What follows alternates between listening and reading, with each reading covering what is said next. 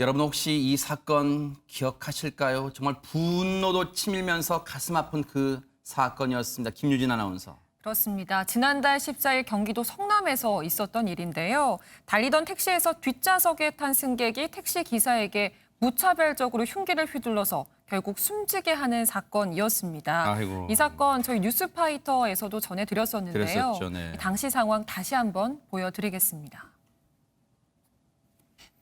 길을 가던 택시 한 대가 속도를 줄이며 멈춰서는가 싶더니 갑자기 이 차량이 후진을 해서요. 지금 건너편에 있는 가로수와 부딪히고 말았습니다. 지나가던 시민들이 택시 안을 확인하고 놀라서 황급히 신고를 하는 모습인데요. 곧 이어서 순찰차와 구급차가 도착을 했고 경찰과 구급대원들이 차 주변을 에워쌌습니다. 네. 무언가 긴급 상황이 발생한 것을 직감할 수 있는 장면이었는데요. 네. 승객에게 흉기로 공격을 당한 택시 기사에게 아이고. 구급대원들이 급하게 심폐소생술을 시도하고 있는 모습도 볼 수가 있습니다. 정말 급박했던 상황이었습니다. 정말 끔찍하고 안타까운 사건이었는데 당시 저 승객이었던 사람이 범행을 저질렀던 이유가 대체 뭐였습니까? 안준영 기자님.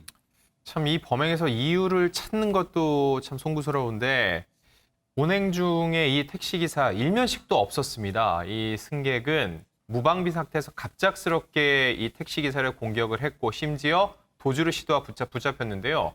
이 택시기사 같은 경우는 60대 가장이었던 것으로 알려져서 더욱더 아이고. 큰 안타까움을 샀고요. 가해 남성은 경찰 조사 과정에서 본인의 혐의는 인정을 했습니다. 하지만 이 범행을 저지른 이유에 대해서는 얼토당토하는 말을 내뱉으면서 횡설수설했다고 하고요. 진술을 논리적으로 하지 못해 흉기를 휘두른 목적에 대해서는 아직 파악하지 못한 상태에서 바로 어제 이 피의자는 구속 기소됐습니다. 영장실질심사 구속 전 피의자 신문에 출석하던 이 피의자 모습 보시고 이어가 보도록 하겠습니다. 왜 흉기를 들고 택시에 탑승하셨습니까? 말다툼 같은 게 있으셨나요? 애초에 범행 저지르려고 택시 탑승하신 겁니까? 말씀해 주시죠. 저렇게 묵묵부답 일관하는 피의자는 일단 구속 기소됐습니다. 혹시 수사 과정에서 새롭게 드러난 이 내용은 있을까요? 박성배 변호사님. 시민들의 신고로 현장에 출동한 경찰은 피해자를 체포합니다. 이후 조사를 이어나가는데 그 과정에서 범행 동기에 관해 새로운 사실이 밝혀집니다. 이 사건 묻지마 범죄가 아니라 분풀이 범행이었던 겁니다. 자세히 말씀드리면 이 남성 20대 남성입니다. 채팅 앱을 통해 알게 된 여성을 살해하기로 마음먹고 흉기를 구입해 택시를 타고 약속 장소로 가고 있었습니다. 세상에. 그런데 해당 여성이 자신을 경계하고 있다는 생각에 범행을 단념하게 되는데 아이고. 계획이 틀어지자 화가 난 피의자 엉뚱하게도 택시 기사를 대상으로 분풀이 범행을 저질렀던 것입니다. 아니 이런 끔찍한 오싹한 범죄가 있습니까? 다른 사람을 범행 대상으로 삼다가 지금 엉뚱한 사람 분풀이 지금 범죄를 한 거예요?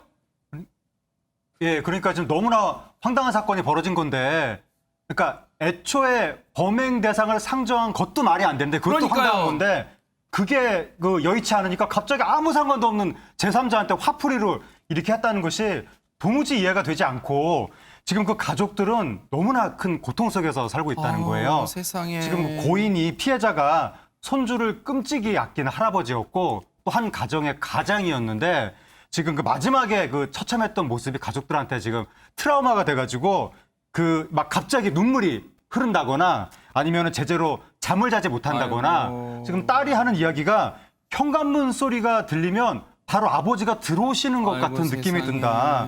그리고 아버지 그 마지막 모습을 봤더니 돌아가셨을 때 고통 이런 게 자꾸 상상이 돼가지고 나도 너무 고통스럽다고 그렇게 지금 유가족들이 고통을 호소하고 있습니다.